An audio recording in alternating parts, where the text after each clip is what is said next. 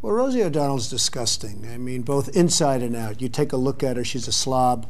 She talks like a truck driver. Rosie attacked me personally because I was very happy when her talk show failed. The other thing that failed, and this was a real monster, and everybody was suing her, was her magazine. Her magazine called Rosie was a total disaster. So I loved it. I gloat over it. I think it's wonderful because I like to see bad people fail. Rosie failed.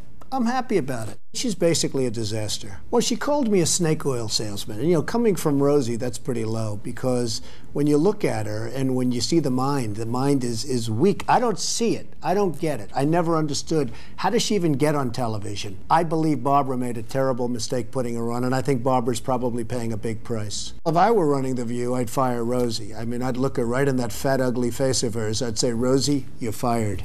We're all a little chubby, but Rosie's just worse than most of us. But it's not the chubbiness. Rosie is a very unattractive person, both inside and out. Rosie's a person that's very lucky to have her girlfriend.